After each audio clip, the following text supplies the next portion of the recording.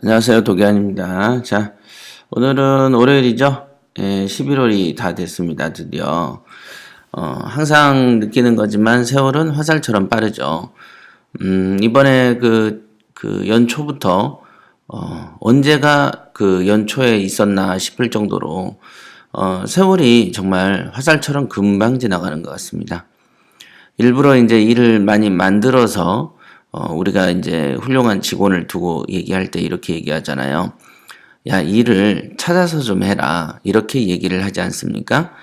여러분들도 보면은 회사 일이란 게 나는 주어진 일만 한다라는 직장인들도 있을 것이고 나는 주어진 일은 당연히 끝내고 일을 찾아서 하는 스타일이야 라는 분도 계실 것이다.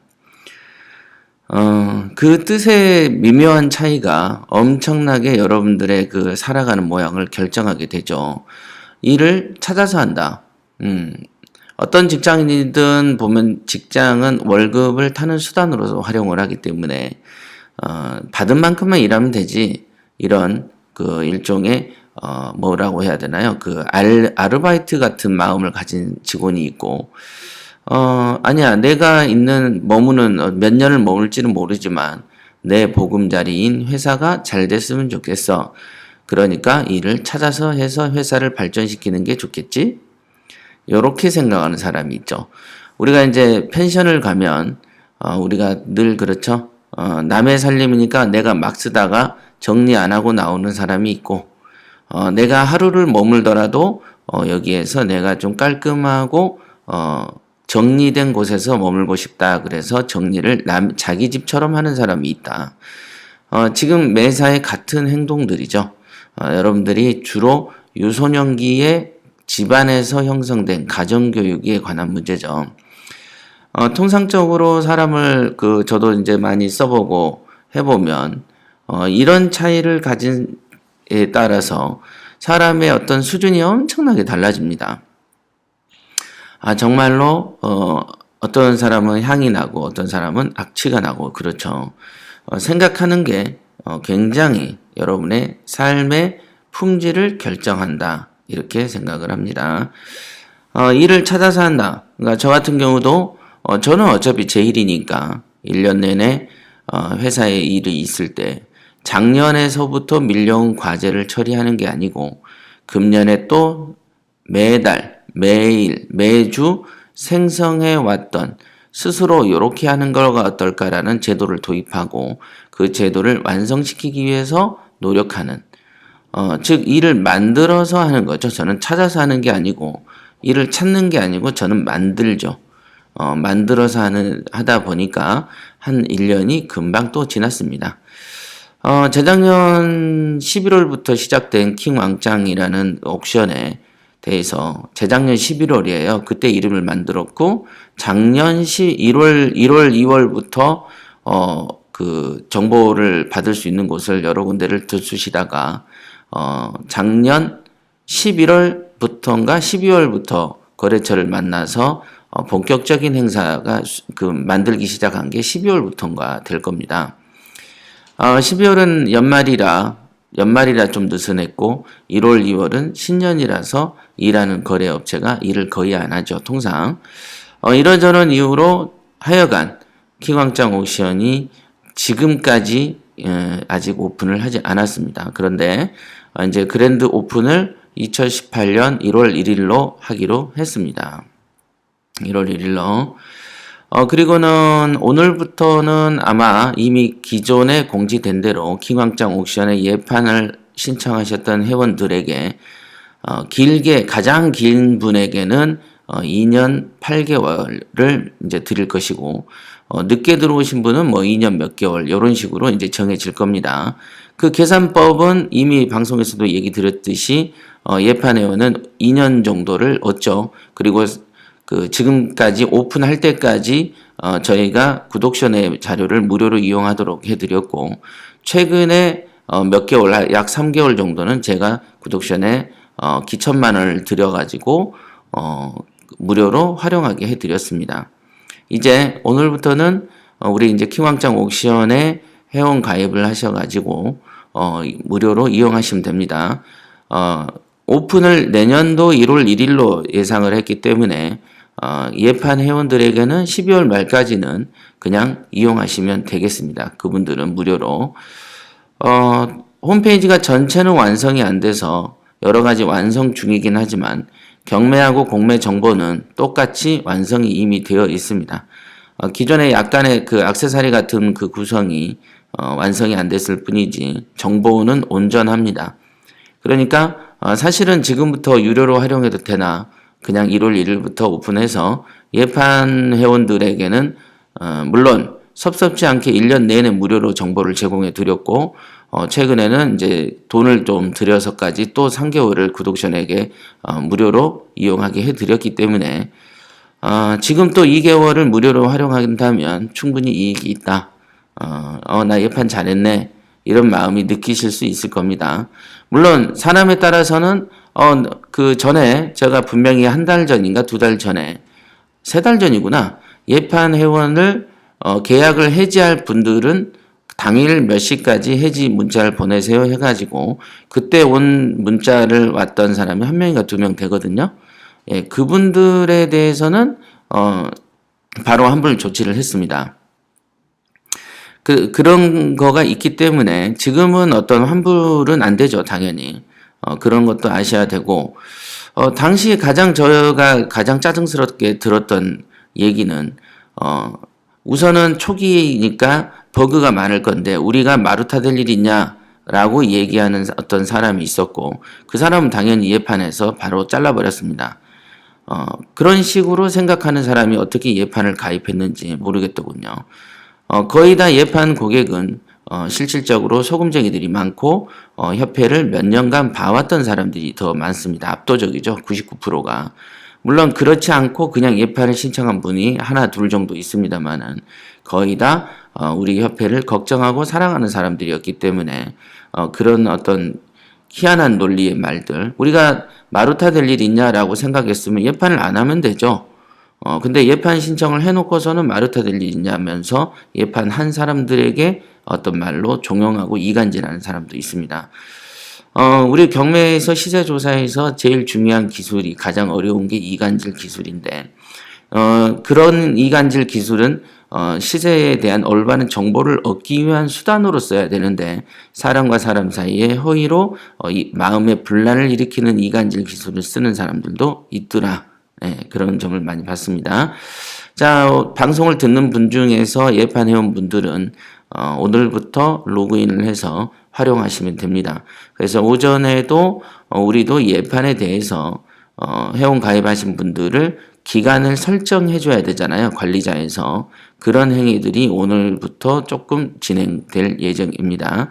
그래서 오늘부터 동시에는 안 돼도, 왜냐하면 여러분들이 지금 결제한 게 아니고 우리가 수동으로 열어줘야 되기 때문에 수동으로 여는 과정이 시간이 필요한 것이죠. 그렇게 아시면 되겠습니다. 자, 어쨌든 키왕짱 옥션이 2년간의 노력 끝에 드디어 이제 수면 위로 부상하고 있다. 이런 기쁜 소식을 전해드립니다. 키왕짱 옥션의 도메인은 kwz.co.kr입니다. 그래서 지금은 어떤 분들도 결제하지 마세요. 예, 1월 1일부터 결제를 받습니다. 물론 기존의 교육생들은 본사로 연락을 주시면 수동으로 열어 드릴 수는 있습니다. 기존 교육생까지는 제가 받고 1월 1일부터는 이제 그 외부 손님들도 받는 방식으로 진행할 계획입니다. 자, 이게 이제 공지죠. 11월에 가장 핫한 공지가 킹왕짱 옥션의 오픈, 일종의 가오픈 되겠습니다. 지금 뭐 여러 가지 그 교육 동영상도 올리고 있고 시스템을 준비 중에 있습니다. 자, 그 다음에 10월 29일 날 우리 팟캐스트 방송의 게시판에 올라온 글에 대해서 상담 답변을 해드리도록 하겠습니다. 제가 이제 이분이 10월 29일 날 글을 올려주셨고, 제가 11월 1일 날, 내일 방송으로 말씀드리겠다. 그게 11월 2일이니까, 오늘이 11월 6일, 그러니까 한 4일 정도 늦었어요. 정말 바쁘게 지내고 있거든요. 아침에 오자마자 물도 없이 얘기했더니 목이 좀 갈라지네요. 자, 읽어보겠습니다. 그 아빠의 인생이라는 분이 질문을 남겨주셨어요. 협회장님 안녕하세요. 벌써 이틀만 지나면 11월 달입니다. 환절기 감기 조심하시기 바랍니다. 그리고 항상 좋은 방송 감사합니다. 요즘 8.4 부동산 대책과 12.4 부동산 추가 대책으로 은행 대출이 어려워지고 있습니다. 주택뿐 아니라 상가 등 비주거 건물에 대한 대출도 앞으로 죄겠다고 하는데요. 협회장님 말씀대로 꾸준히 경매를 계속해서 하다 보니 주택, 상가 등 모든 부동산에 대한 총 대출 비율이 상당히 많습니다. 예전에는 경락 대출 시 그 부동산에 대해서만 70, 80 대출이 나왔는데 앞으로 DSR 적용 시 추가 경매 잔금 대출이 안 되지 않을까 걱정이 됩니다. 은행 간 대출 시스템을 공유하는 앞으로의 DSR 체제에서 예전처럼 모든 대출 가능한 은행을 알아보는 것이 계속적으로 유효한 방법일까요? 이러한 분위기에서 지속적인 경매를 계속하기 위해서 저희는 어떤 마음을 가져야 하는지 협회장님의 고견을 듣고 싶습니다. 항상 건강하시고 하시는 일 모두 성취하시기 바랍니다. 감사합니다. 글을 잘 쓰시는 편입니다. 그렇죠? 그 글을 잘 쓴다는 것은 생각이 논리적이라는 얘기죠.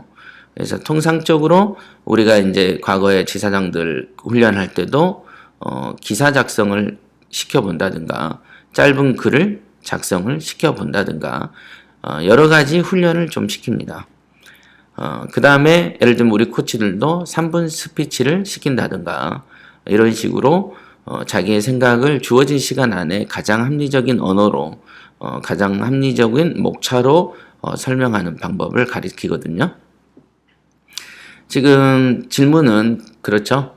최근에 그 부동산 대책이 2개가 있었는데 12.4 부동산 추가 대책 이렇게 해서 이렇게 보시면 됩니다. 그 대책이 많다라는 것은 자 옛날에 이렇게 생각하면 되겠구나. 처음부터 우리가 미국의 금리 인상을 하면은 당장에 나라가 전복될 것처럼 떠들었던 부동산 전문가들이 한둘이 아니지 않습니까? 미국의 부동산 그 금리 인상은 이미 3년째 접어들고 있죠.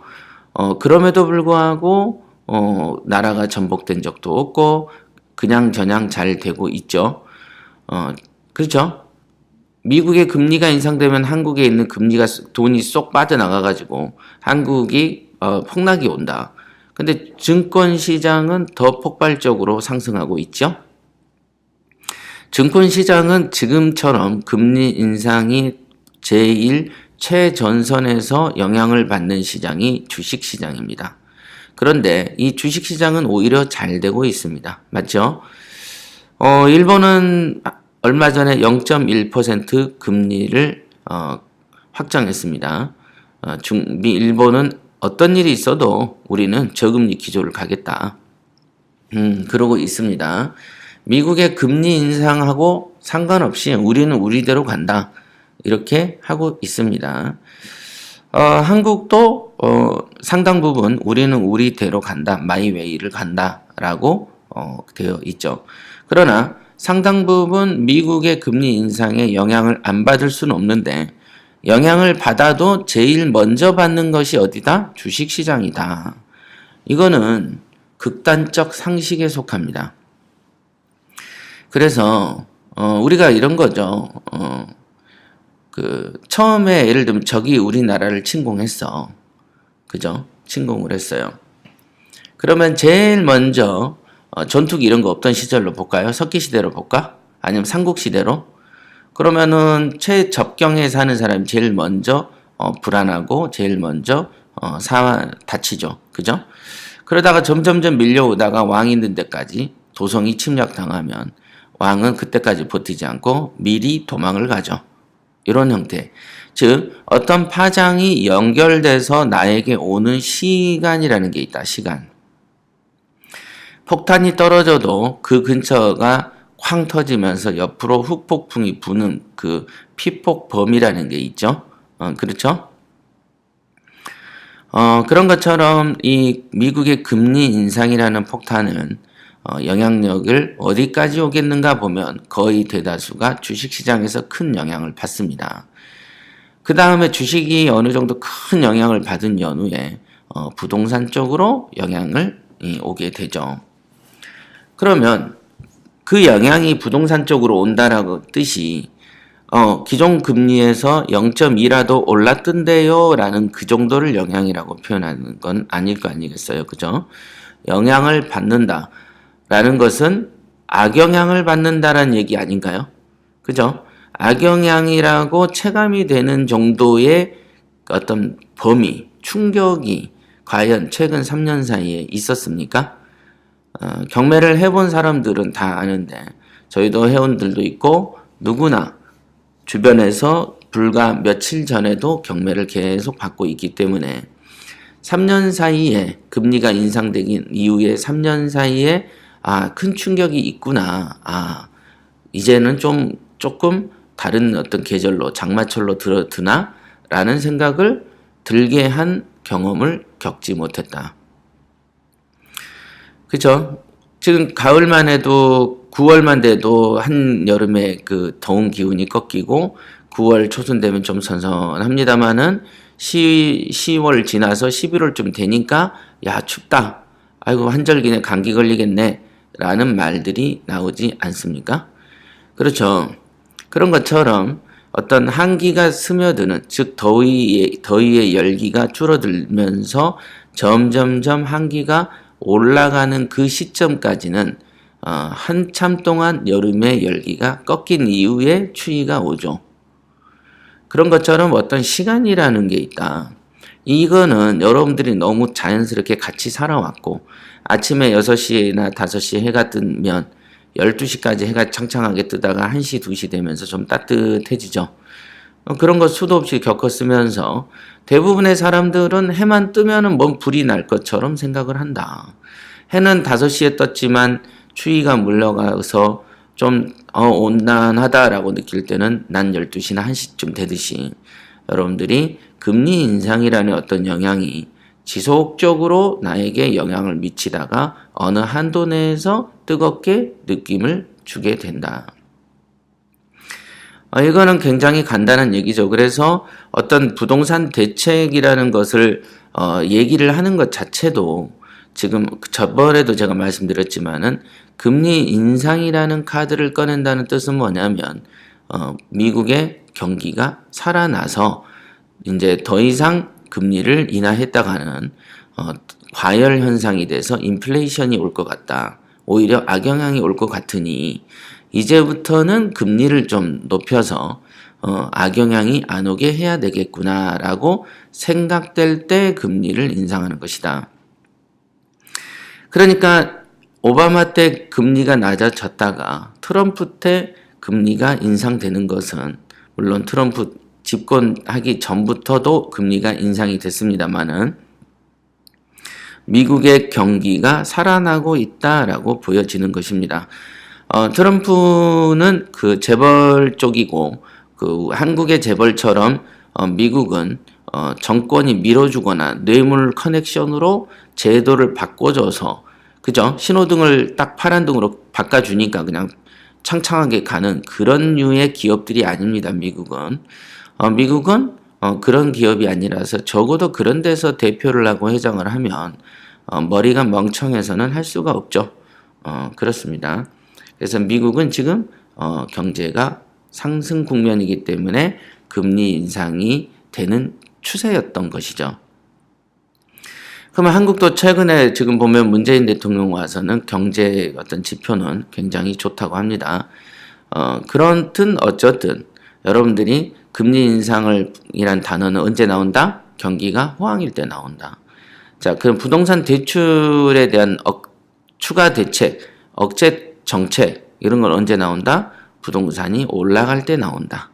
요거는 상식에 속해 있다. 그러니까 지금 부동산이 잘 되고 있다라는 지표가 다양한 부동산 대책과 대책의 한 이면이다라고 보시면 된다.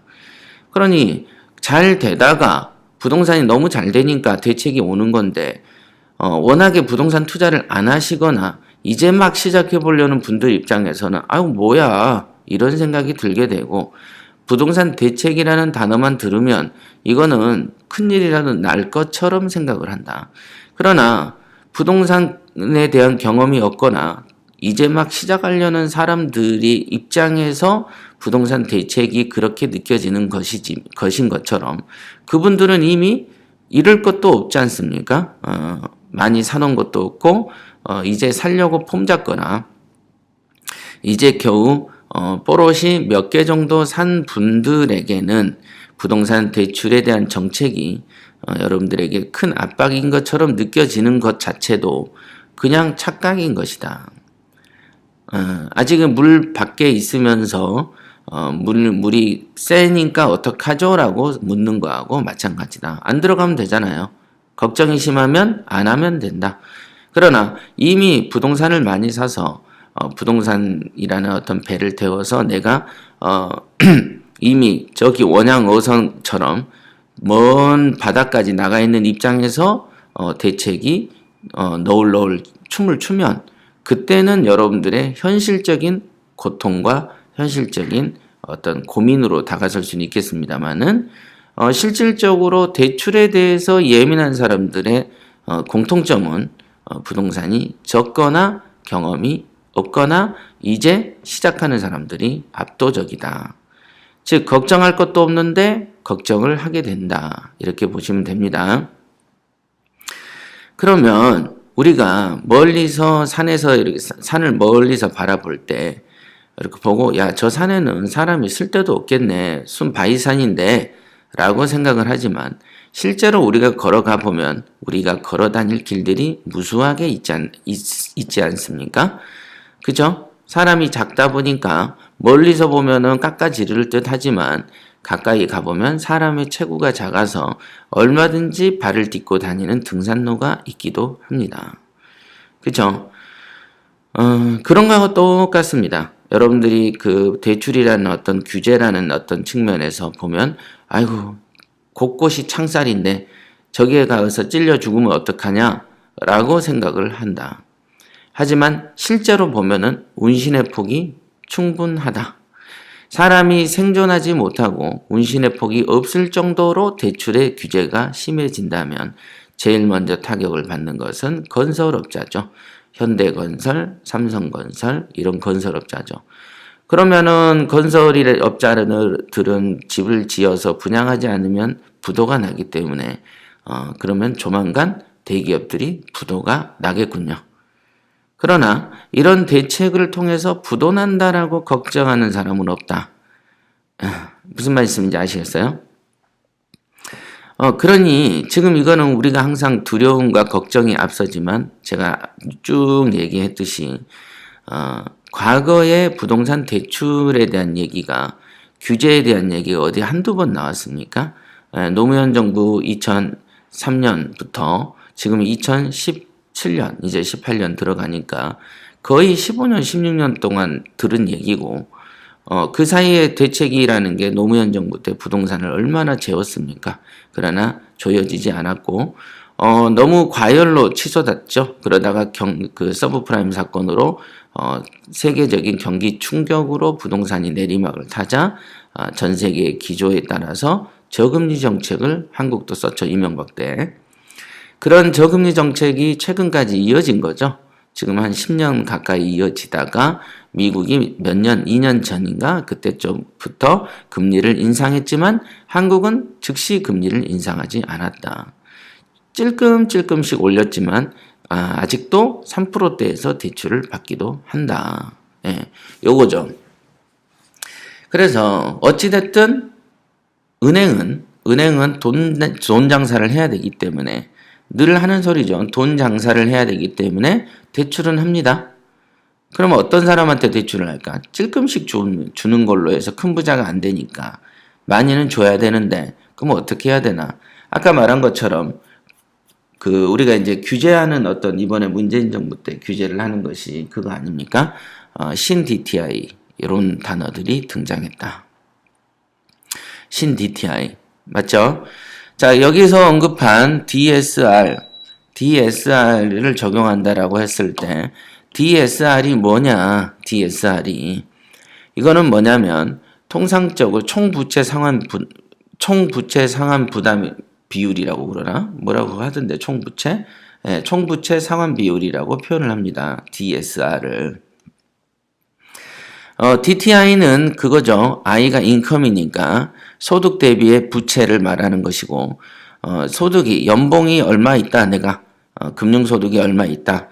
그러면 그 소득에 비례해서, 그 대출을 해주자. 그게 DTI죠. 그러나 요즘에는, 옛날에 DTI는, 부채에 포함시키는 게 뭐냐면, A라는 물건을 살 때 우리가 A라는 물건에 대출을 끼지 않습니까? 그 대출이 최종 예를 들면 한 8천 나올 수 있어. 그런데 기존에 내가 다른 그 부동산에서 이자를 내고 있는 돈들이 있지 않습니까? 그럼 이자를 좀 차감을 해서 대출 비율을 줄이자. 이런 게 신 DTI죠. 신 DTI.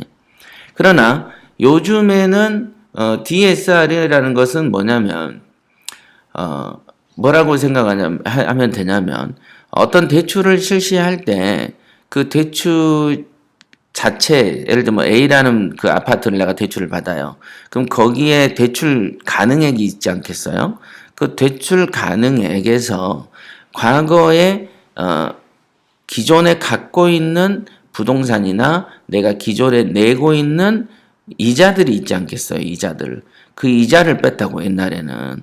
그러나 요즘에 DSR은 이자만 빼는 게 아니고 원리금을 같이 상환하는 경우 있잖아요. 여러분의 캐피탈 대출을 하든가 또는 뭐 자동차 대출, 신용 대출, 뭐 연봉 대출, 그 다음에 요즘에는 이제 그 부동산들도 대출할 경우에는 거기에 원리금 균등 상환 뭐 이런 표현을 쓰면서 원금도 일부 같이 상환하지 않습니까?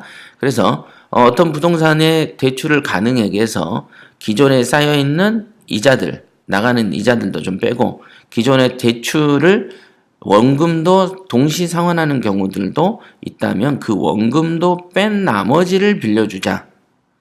원금을 빼는 게 아니고 상환하는 원금을 뺀 나머지. 그 말은 뭐냐면 내가 연봉이 1억인데 뭐 이자랑 뭐랑 뭐 다 해서 한 300 나가.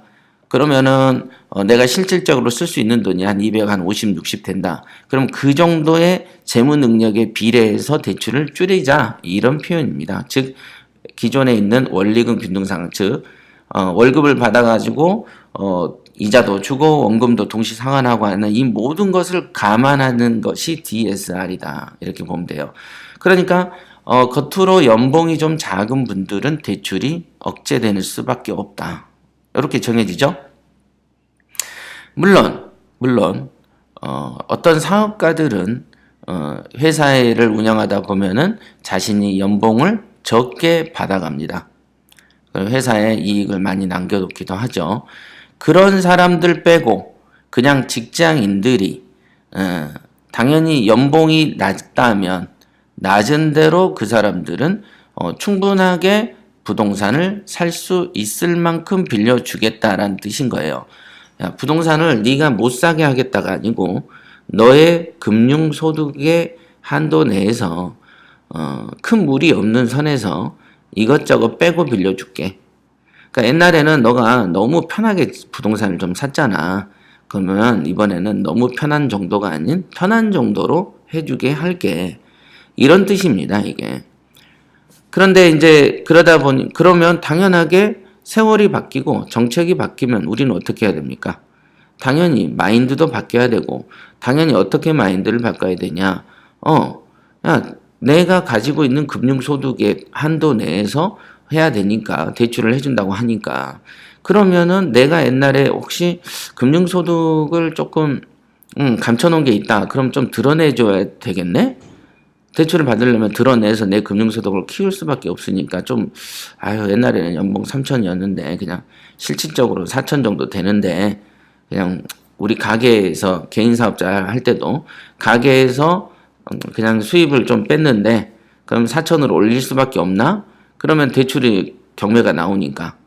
이런 생각을 할 수도 있을 거고, 그럼 정부 입장에서는 세원이 노출되니까 돈을 뜯어내기가 좋고, 그죠? 그지만 여러분들 중에 이런 질문에 공감하는 상당수는 그냥 직장 생활을 해서 연봉을 타서 생활을 하시기 때문에 고민할 필요가 별로 없죠. 여러분의 그 재정 상태를 국가가 미리 걱정해 주는 거예요.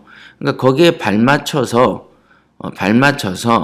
부동산에 사고 파는 것을 반복하시면 됩니다. 여러분들이 쌓여놓으면은 아까 말한 DSR 이런 규제에 의해서 여러분들이 새로 어떤 부동산을 취득할 때 대출이 좀 줄어드니까 기존의 원리금 균등 상환이 있는 부분을 처리를 해서 치워버려야 되는 것이죠.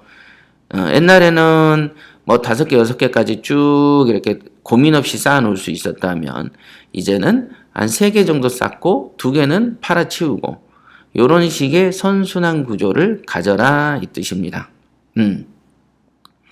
물론 선순환 구조를 우리가 가진다고 해서 새롭게 부동산을 살 수 있는 매수자가 대출을 좀 많이 못 받아버리면 어쩔 수 없겠죠.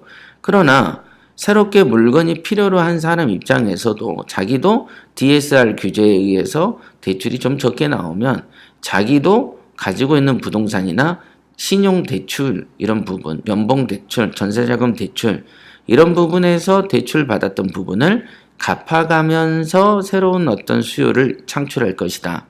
이게 이제 장기적으로 보면은 당연히 이렇게 될 수밖에 없습니다. 옛날에 원리금 균등 상환이란 얘기가 나왔을 때 거의 대다수는 야 2억 전체를 원금 상환하는 거야? 라고 생각하면서 대출이 2억일 때 말하는 거예요. 그러면서 2억을 야 대출을 언제 갚고 그러면 200만 원, 300만 원 월급쟁이는 생활해야지. 애들 학원 보내야지. 그런데 어떻게 2억에 대한 대출을 갚냐? 그러면서 막 난리치고 그랬었던 거 기억하십니까? 정말로 한심한 거가 정말로 국가가 그렇게 하겠습니까? 그럼 망하는데?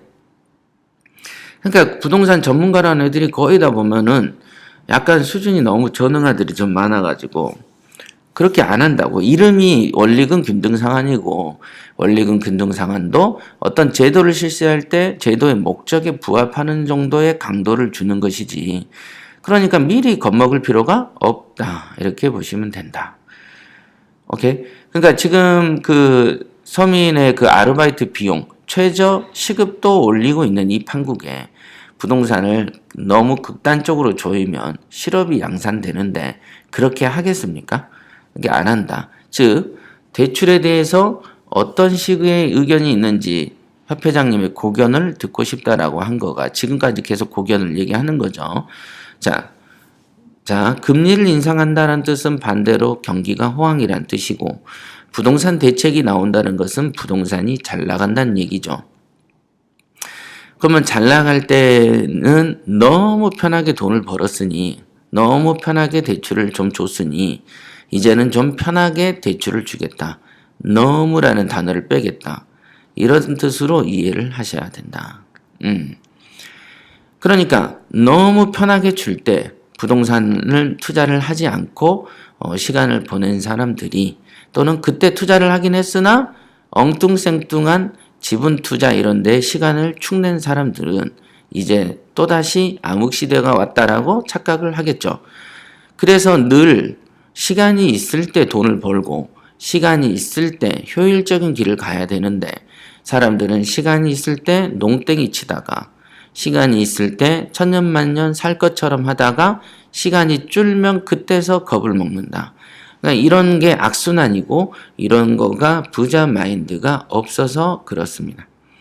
그러니까 시간을 아껴서 살아야 되고 최대한 빠른 길로 가야 되는데 대부분은 빠른 길에 대한 선망이 없다. 천천히 부자가 돼야 된다라고 생각을 합니다. 자, 이해되시죠? 자, 이 정도 얘기는 한 2번, 3번 딱 들으면 느낌이 와야 됩니다. 자, 그러니까 저희는 어떻게 해야 됩니까?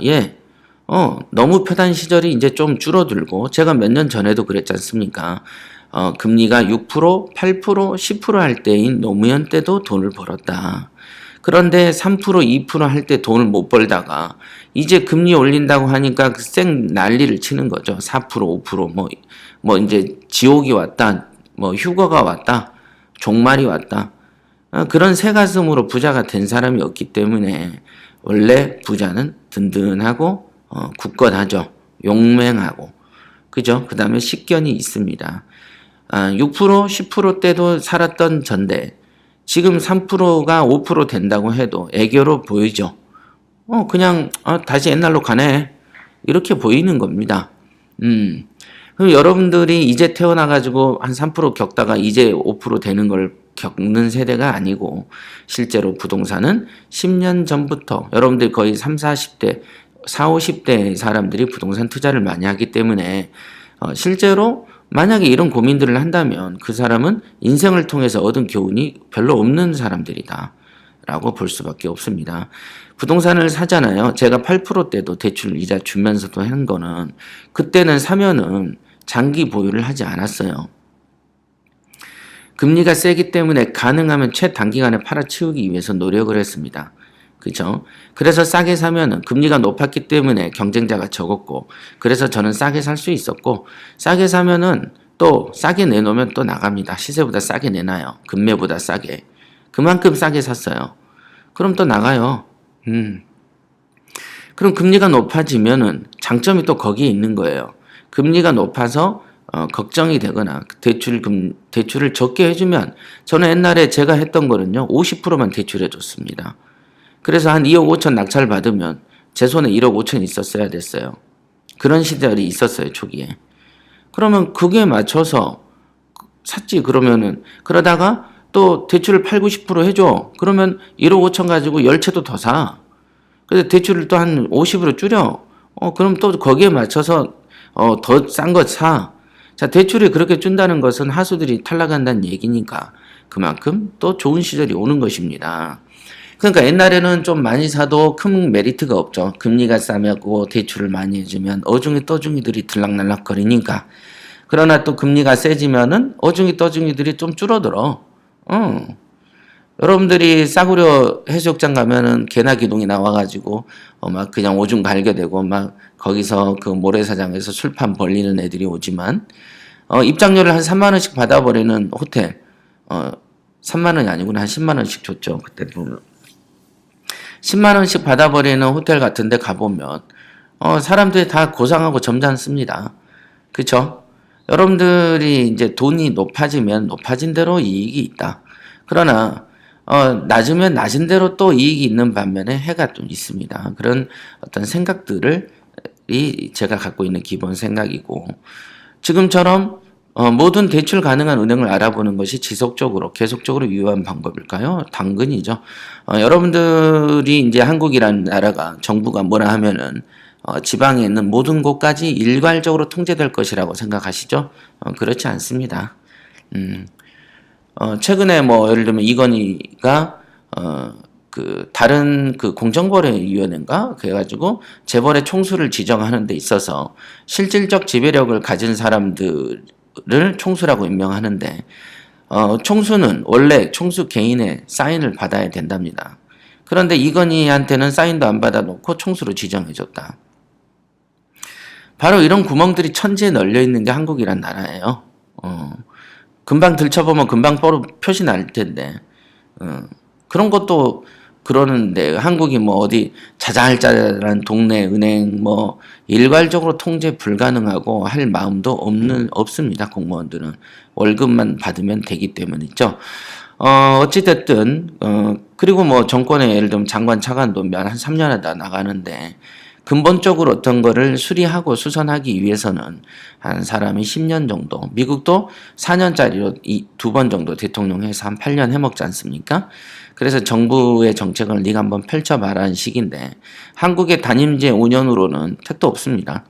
그리고 한국은 총선하고 대선 쪽으로 이렇게 엇갈려서 또 만들어놔서 대선은 또 A 야당이면 또 국회 다수석은 여당이고 또는 뭐 여당하고 야당이 완전히 막 정권 잡은 놈이 원래 여당해야 되는데 지금 문재인 정부처럼 정권은 민주당이 잡았는데 국회는 자유한국당이 잡고 있고 그러니까 사사건건이 충돌이 일어나고 어긋장을 놓게 되고 그래서 정책이 진척이 없는 거예요.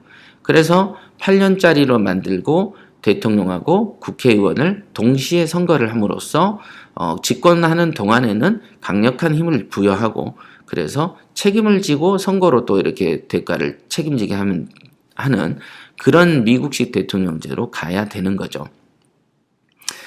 일본도 아베 정권이 저렇게 거의 한 10년 넘는 동안에 독재처럼 하면서도 강력한 파워를 지니는 것은 그 추진력을 제도적으로 밀어줘서 그렇습니다. 한국이 안 되는 이유가 이 제도 때문에 안 되는 거예요. 언밸런스 제도. 그러니까 그 국회에서 발목 잡는 거죠. 대통령은 또 행정부는 또 이렇게 다른 사람 뽑아놓고 그러니까 이런 멍청한 짓을 빨리 종식시켜야 되는데 한국은 또 안 해, 또 이거를.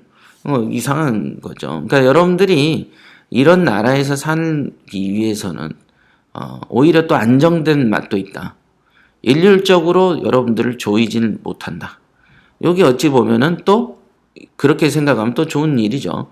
그렇게 생각하셔야 돼요. 그러니까 부동산 투자 환경은 거대한 기둥이 그 한강변에 한강 다리에 교각이 서 있듯이 그러면 한강물이 교각을 타고 비껴가듯이 여러분들이 어떤 대출이 어쩐다 저쩐다 이런 거에 뭐 그거를 뭐 분석한다고 해서 여러분의 투자 인생에서 이론이라도 나아집니까? 그래서 그 협회나 저가 질문을 하면 가끔 대답은 해주지만은 그걸 사전적으로 선행적으로 분석해서 이렇게 됩니다. 추가 대책의 영향은 이런 말 한 번도 안 하죠. 그러나 다른 데서는 그런 말을 많이 합니다. 그 이유가 뭘까? 왜 정부에서 지금 국토교통부 이쪽에서도 대책이라고 지금 만들어서 이렇게 하겠다라고 했지만 세부 매뉴얼을 다듬는데도 한 세월이고 그게 이제 세부 밑에 하위 은행으로 전달되는데도 한 세월이고 그런 건데 그게 나중에 제도가 또 어떻게 바뀔 줄 알고 그 중에는 입법이 필요한 부분도 있고 저항을 맞이할 수 있는 부분도 있기 때문에 미리 겁먹을 필요가 없다. 이렇게 보시면 되고 다만 올바른 태도는 우리가 늙어가면서 겪는 다양한 어떤 제도의 변화 속에서 유연하게 적응하는 길을 찾으면 되는 것이다. 이렇게 보시면 된다. 재벌들 보세요. 나라가 어떻게 해도 살아남기 위해서 노력하지 않습니까? 여러분, 그래서 제가 늘 말하듯이 경매는 자본가고 경매쟁이가 아니다. 단순 경매쟁이가 아니고 사업으로 접근하셔라. 이렇게 얘기를 하는 것입니다. 이게 마인드죠. 마인드가 없으면은 이런 일에 새가슴이 돼서 항상 끝나버리죠. 자기 인생을. 마치 그 갈치처럼 지가 스스로 흥분해서 자기의 명을 끊어버리는 거하고 마찬가지입니다. 자, 여기까지 하겠습니다.